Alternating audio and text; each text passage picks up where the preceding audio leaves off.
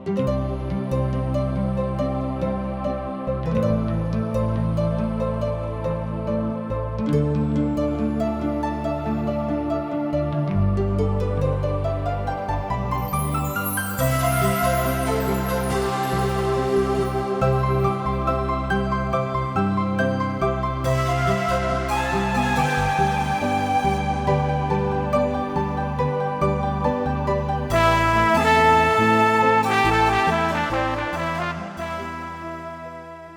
मनुष्य के जिंदगी पाप के कारण तरह तरह की विपत, उलझन और अशांति में पड़ के सही रास्ता से भटक गईल बा। ओके पता नहीं खे कि सही रास्ता का है। इहे बतावे बदे TWR जिंदगी की राह कार्यक्रम प्रस्तुत करता कि हर आदमी जिंदगी का उद्देश्य समझ के सही रास्ता पर आगे बढ़ सके, जौना से ओकर मेल मिलाप परमेश्वर से हो जाए।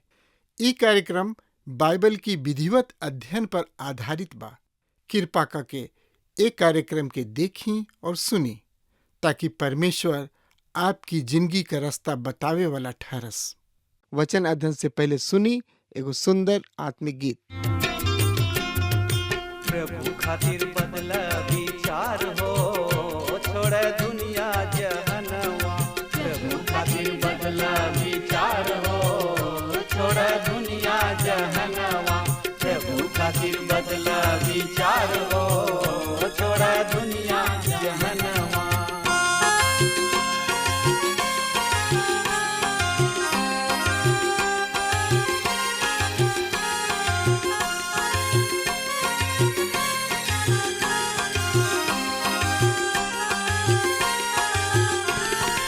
मनवा बदल बात बड़ा सुख पैबा। मनवा बदल बात बड़ा सुख पैबा। नाही त पीछे तू नरक में जइबा। नाही त पीछे तू नरक में जइबा। नाही त पीछे तू नरक में जइबा। स्वर्ग के खुलल बा दरबार हो, छोड़ दुनिया जहनवा। स्वर्ग में खुलल बा दरबार हो, छोड़ दुनिया जहनवा। प्रभु खातिर बदला विचार हो, छोड़ दुनिया जहनवा।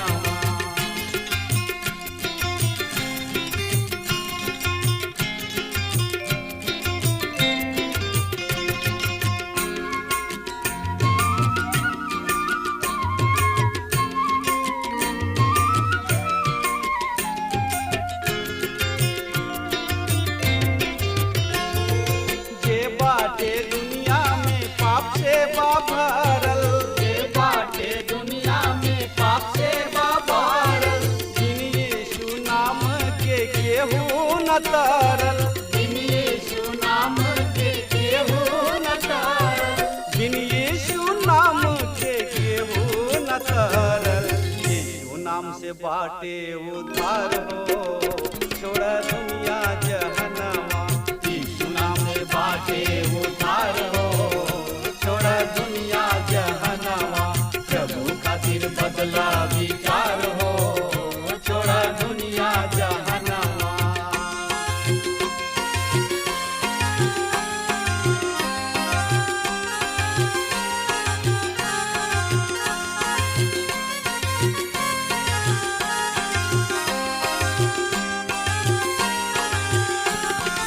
जब रउआ चाहिए जिंदगी सुधारे। जब रउआ चाहिए जिंदगी सुधारे। प्रेमी यीशु के आई जा दुआरे। प्रेमी यीशु के आई जा दुआरे। प्रेमी यीशु के आई जा दुआरे। गले से लगई है करिए प्यार हो, छोड़ दुनिया जहनवा। गले से लगई है करिए प्यार हो, छोड़ दुनिया जहनवा। यीशु खातिर बदला विचार हो, छोड़ दुनिया जहनवा। प्रभु खातिर बदला विचार हो, छोड़ दुनिया जहनवा। प्रभु खातिर बदला विचार हो, छोड़ दुनिया जहनवा। हाँ प्रिय श्रोता मित्र भाई बहन, आज हमने के अपना पवित्र शास्त्र बाइबल अध्ययन कार्यक्रम के अंतर्गत पुराना नियम से सपनिया नाम की किताब के सिलसिलेवार रूप से अध्ययन शुरू कर रहल बनी जा। एकरा से पहले कि हमनी के किताब के अध्ययन करी जा, एक खाली ओ सब बिंदु के दोहरा ली जा जौना के आधार पर हमनी के बाइबल अध्ययन करे के चाहिए। सबसे पहला बात प्रार्थना के साथ अध्ययन करे शुरू करी। दूसर का बात पवित्र शास्त्र बाइबल के केवल पढ़ी जा। और तीसर का बात हमन के ओकरा ऊपर सोची विचारी जा।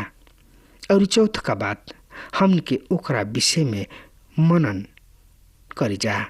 और तब पांचवा बात हमन के ओकरा विषय में दूसरा सबके बताई जा। रुआ कहब कि हमने के प्रत्येक अध्याय के कौना तरी अध्ययन करी जा, तो हम रुआ के 7 बात बतावे जा रहल बानी।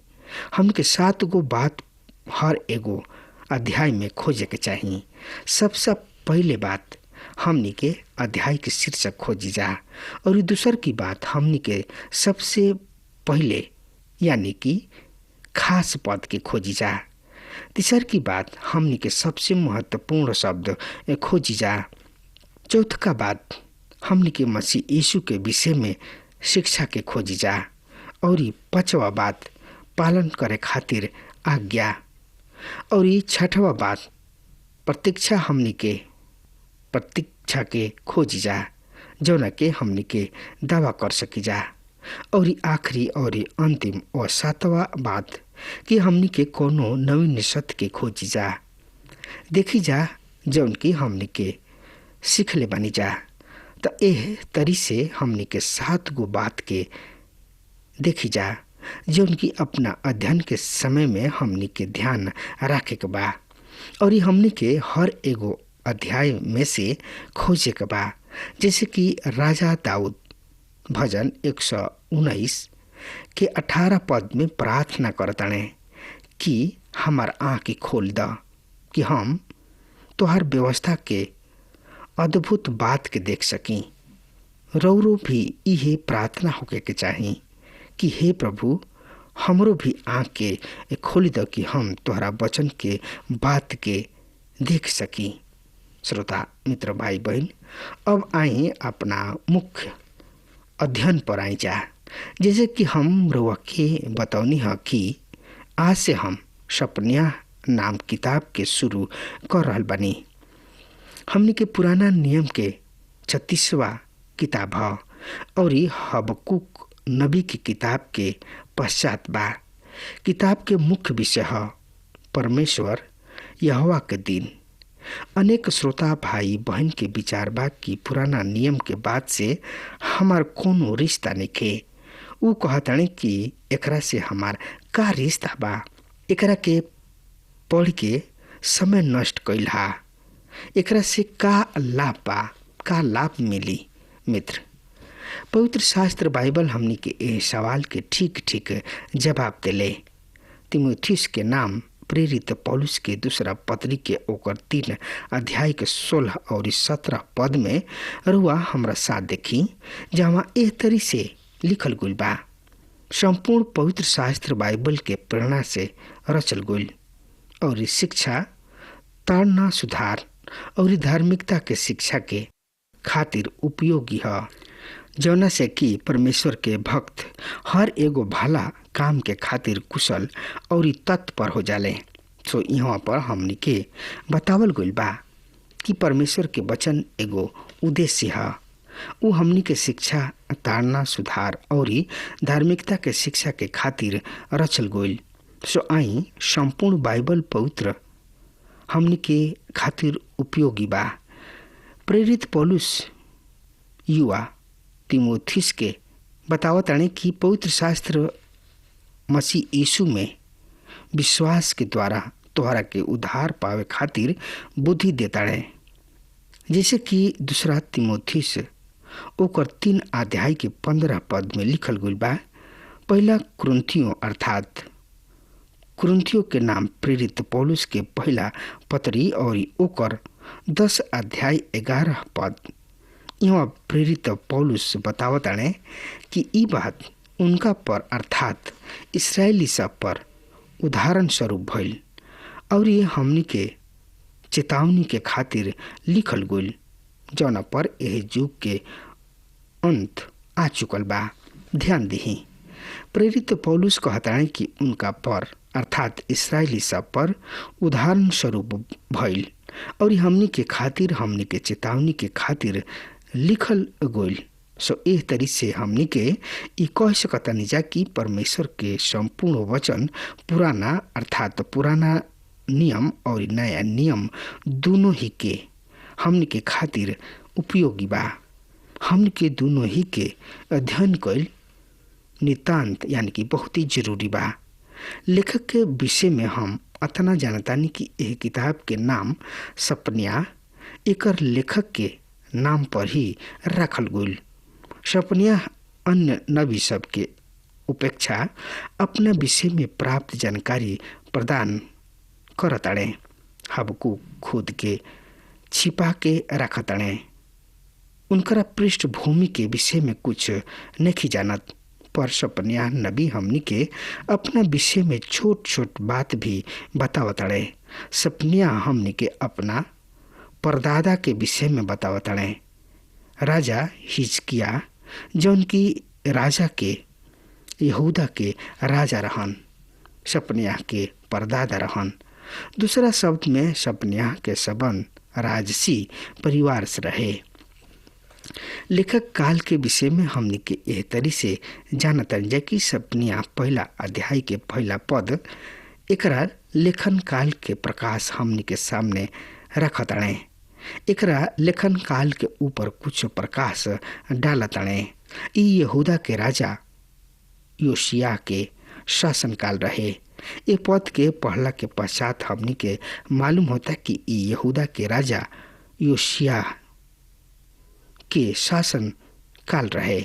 यहाँ लिखल गइल बा आमोन के बेटा यहूदा के राजा योशिया के दिन में हिजकिया के बेटा यर्मिया के पोता पर पोता गदला के पोता और कुशी के बेटा सपन्या के पास यहोवा के वचन पहुंचल।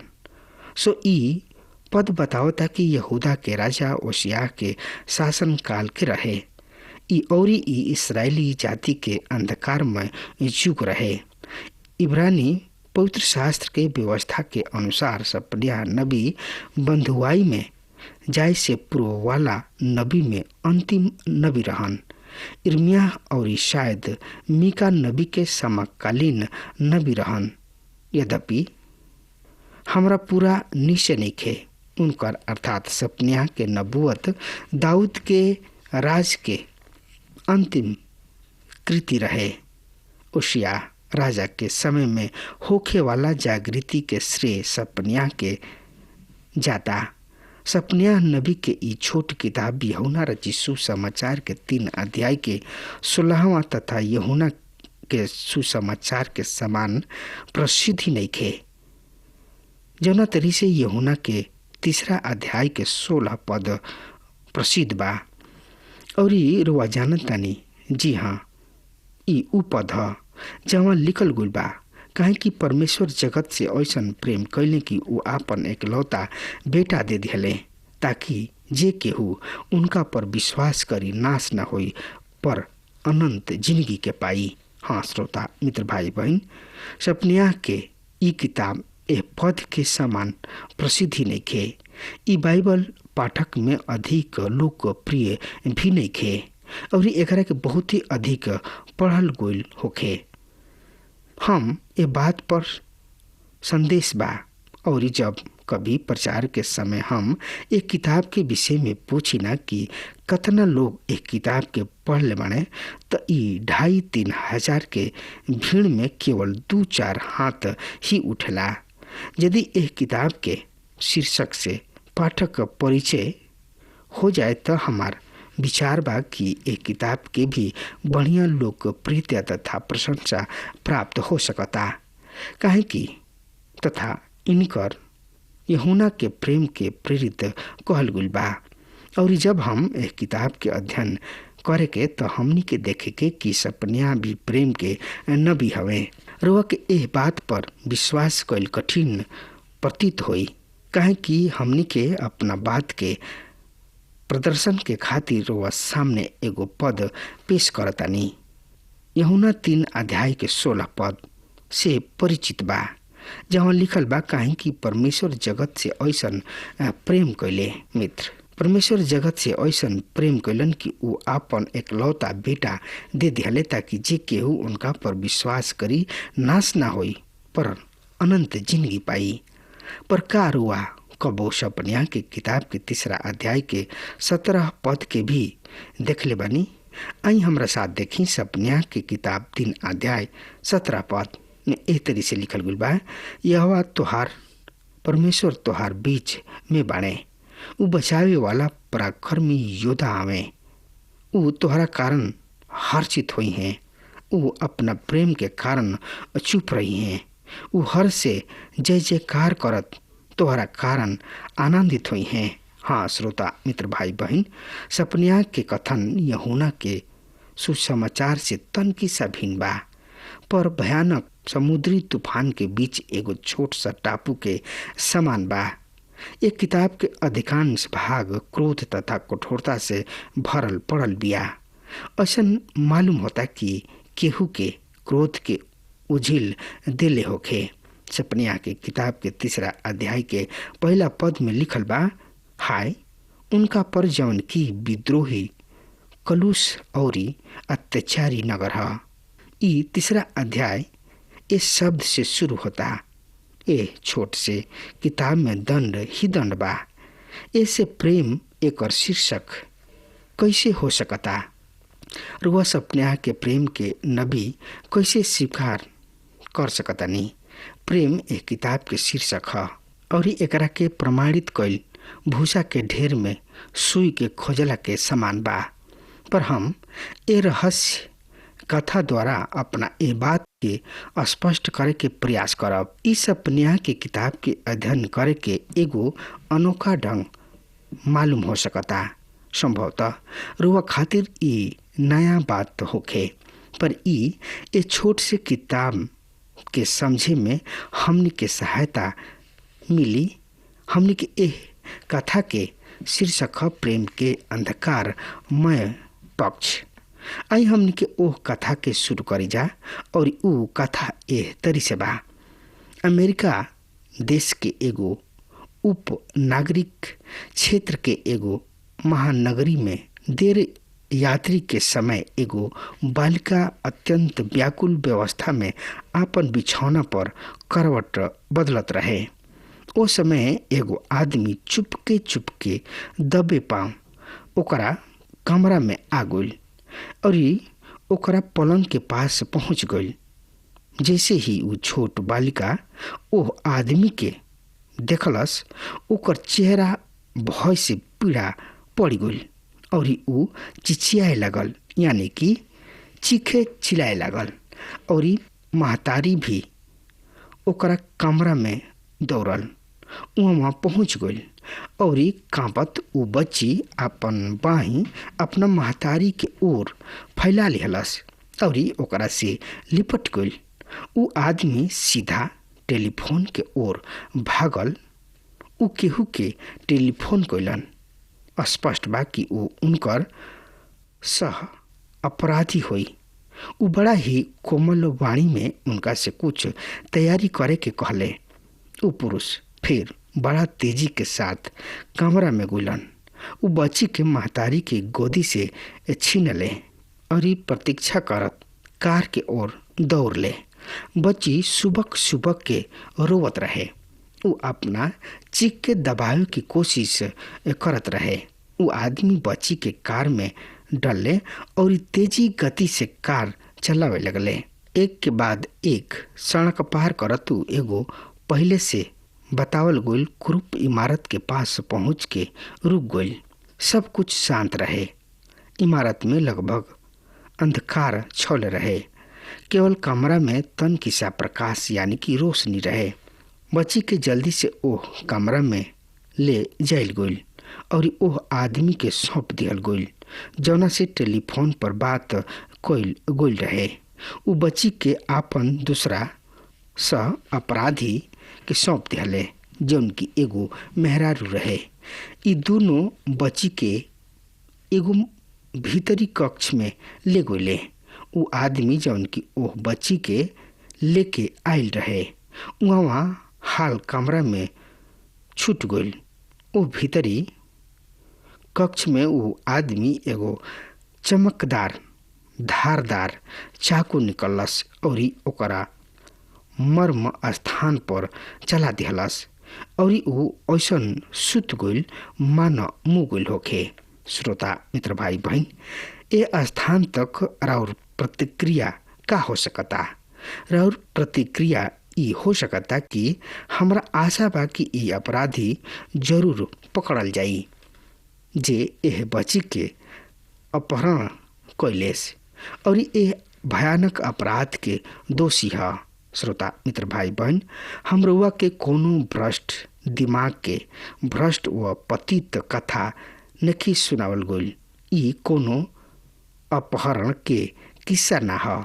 हम रउआ के मनोरोगी के दुखद अपरोधिक कथा भी नइखे सुनावल गइल। हम रउआ के प्रेम व स्नेह के मृदुल कृत्य के विषय में बतावल गइल बा। हम प्रेम के महान कार्य के विषय में बतौले बाणे और हम सोचतानी कि एकरा से अधिक सुंदर प्रेम प्रदर्शन के कोनो अन्य ढंग नइखे हो सकत। हम जानतानी कि रुआ हमार बात सुन के जरूर भचक्का हो गइल होखब कि ई प्रचारक का कह रहल बा। आई हम रुआ खातिर एक कथा के कुछ रिक्त स्थान के पूर्ति करतानी तो रुआ हमार बात समझ सकब। रुआ सबसे पहले देखनी है कि ई छोट बच्ची भयंकर उदर पीड़ा अर्थात पेट दर्द के कारण बीच राति में सुतला से उठ गई। उसे एकरा से पूर्व भी ए तरीके दौरा पड़ चुकल रहे और चिकित्सक उनकर माता पिता से कहले रहन कि उ ओकरा के ध्यान पूर्वक देखत रहे और जब भी उनका दौरा पड़े हमरा के सूचना दिए। वहाँ आदमी उ जौन की बड़ा तेजी से कमरा में दौड़ल रहन वो बच्ची के बाबू रहन और जब उ अपना बच्ची के पीड़ा से तड़पत देखले उ शीघ्रता से टेलीफोन करे दौड़ ले। जरा के उ टेलीफोन कैले रहन उ उनकर परिवार के डॉक्टर रहन अर्थात पारिवारिक डॉक्टर। उ ओकरा के अस्पताल में ऑपरेशन के सब व्यवस्था करे खातिर उनका से बात कैले रहन। तब उ बच्ची के लेके जल्दी से अस्पताल के ओर दौड़ले और जेकरा हाथ में उ अपना बच्ची के सौंप ले रहन उ उनकर पारिवारिक डॉक्टर रहन। उ उनका के ऑपरेशन कक्ष में ले गइलन और आकस्मिक सेल चिकित्सा पूर्व कैले उ उनकर ऑपरेशन कैले। हाँ श्रोता मित्र भाई बहन, एक कथन के द्वारा वो पिता के हर एगो गतिविधि उनकर कोमल प्रेम उनकर चिंता तथा उनकर बुद्धिमानी के निर्णय के दर्शावेला। हम रोज सामने ओह प्रेम के अंधकारमय पक्ष पेश कनी पर फिर भी वो प्रेम है। ओ काली रात में भी वो पिता के प्रेम रहे जब वो अपना बेटी के शैल चिकित्सक के हाथ में ऑपरेशन के खातिर सौंप देले रहन। उ जानत रहन कि उ एकरा ऊपर चाकू चलाई ओकरा देह की काटी और ओकर ऑपरेशन करी है पर ई उनकर प्रेम रहे कि उ ओकरा के उनका हाथ में सौंप देले काहे कि उ जानत रहन कि एकरा द्वारा उनकर जिंदगी बच जाई। हाँ श्रोता मित्र भाई बहन, ओकरा एक सप्ताह पश्चात भी वो पिता के प्रेम रहे जब वो उनका खातिर फूल के गुलदस्ता और मिठाई लेके अइले। मित्र, प्रेम अपना प्रेमी के सर्वोत्तम लाभ में रुचि रखताड़े। ध्यान दीही, प्रेम अपना प्रेमी के सर्वोत्तम लाभ में रुचि रखेला। ये छोट सा किताब सपनिया में हम ऐसने ही प्रेम के विषय में अध्ययन कर रहल बानी जा। प्रेम के अंधकारमय पक्ष और हमनी के देखे के परमेश्वर कौन तरी से अपना प्रेम के अपना लोगन पर प्रकट कर ले। हमरा आशा बा कि ई कथा रुआ किताब के मुख्य विषय व संदेश के समझे में पूरा सहायता करी। यदि रुआ किने बाइबल के पत्री बा त रुआ से हमार अनुरोध बा कि सपनिया की किताब के पढ़ी। अब हमार समय खत्म हो रहा बा, तब तक खातिर रुआ हमरा के आज्ञा दी। परमेश्वर रुआ के बहुते आशीष देस। आमीन। हमके विश्वास बा कि ई कार्यक्रम आप सब खातिर फायदेमंद सिद्ध भइल हुई। अगर आप सबके लगे बाइबल से चाहे आपकी निजी जिंदगी से कोनो सवाल होके चाहे कोनो समस्या खातिर प्रार्थना करावे चाहतनी तो हमारी फोन नंबर पर जरूर संपर्क करें और आज का दिन आप खातिर सुखद बनावे।